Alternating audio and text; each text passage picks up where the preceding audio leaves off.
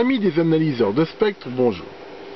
Ça fait longtemps qu'on n'avait pas fait de vidéo tuto sur l'analyseur de spectre Rigol DSA 815 et donc en ce 1er mai, j'ai décidé de combler cette lacune. Aujourd'hui, nous allons regarder le menu trace et regarder un petit peu ce qu'on peut faire avec. J'ai branché ici sur l'entrée de l'analyseur la sortie de mon générateur adresse 740A avec un signal de 27 MHz à 0 dBm. On peut voir ici que la pureté spectrale n'est pas super top parce qu'on a ici là, la fréquence fondamentale et ici de nombreuses harmoniques. Alors qu'est-ce qu'on peut faire avec cette fonction trace? On voit ici que quand on appuie sur le bouton trace, on a un menu ici qui apparaît où déjà on a la possibilité de sélectionner jusqu'à 3 traces. Donc l'analyseur il propose 3 traces et chaque trace on peut la paramétrer comme on veut. Alors comment on peut, le type de trace qu'on veut, on le choisit ici sur trace type. Donc en fait là par exemple je suis sur la trace 1 et qu'est-ce qu'on peut choisir? Clear Write en fait c'est la sortie de l'analyseur. Max Hold ça va afficher les valeurs maximum. Min Hold les valeurs minimum. Video Average et Power Average c'est donc la sortie du filtre vidéo en moyenne ou de la puissance. On peut aussi faire quelque chose de très intéressant qu'on va voir qui s'appelle Freeze qui en fait permet de mémoriser la trace et Blank qui permet de dire que en fait on ne veut pas de trace. Et donc par défaut en fait les traces 2 et 3 elles sont en blanc.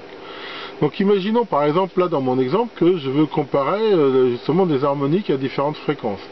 Donc là je vais par exemple choisir Freeze pour dire tiens je vais mémoriser cette trace là.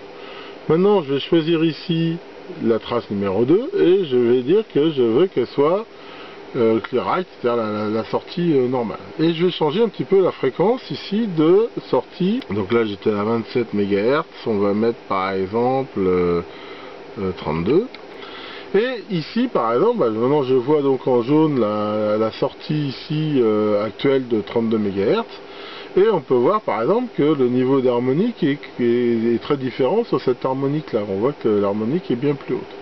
Et là encore, par exemple, je pourrais très bien choisir de la friser. Voilà, maintenant je peux faire la même chose par exemple sur la trace 3. Voilà, et choisir encore une autre fréquence, par exemple, n'importe quoi, 44 MHz par exemple.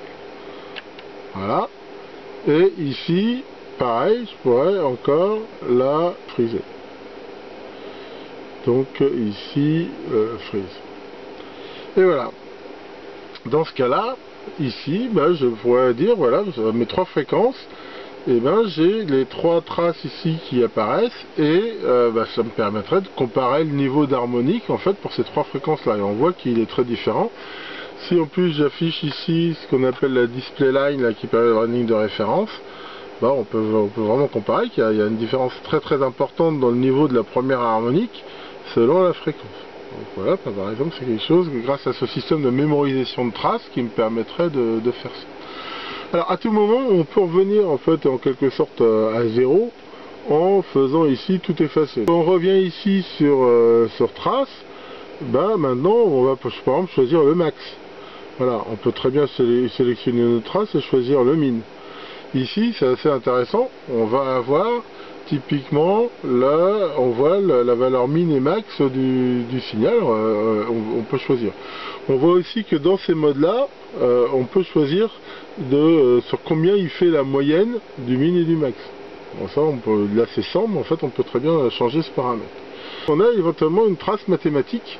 Cette trace mathématique, elle peut être, par exemple, en fait, une fonction qui peut être soit entre une trace et une constante, soit entre les 2 traces. Par exemple ici, si je choisis entre les 2 traces, et je choisis A moins B, voilà, et je l'affiche, et ici j'ai la différence en fait des deux donc voilà, je résume, au niveau des traces, donc ici on a donc la possibilité de choisir 3 traces et éventuellement une trace mathématique. La fonction PaceFile, on la verra dans un autre tuto parce que c'est relativement plus compliqué. On voit ici quand même que ces possibilités de traces sont très intéressantes et bien sûr quand on mémorise les valeurs ou quand on fait une copie écran, on peut voir ici ces traces. Donc voilà pour cette petite vidéo sur cette fonction trace du DSA 815. Merci beaucoup de votre attention et à bientôt pour de nouvelles vidéos.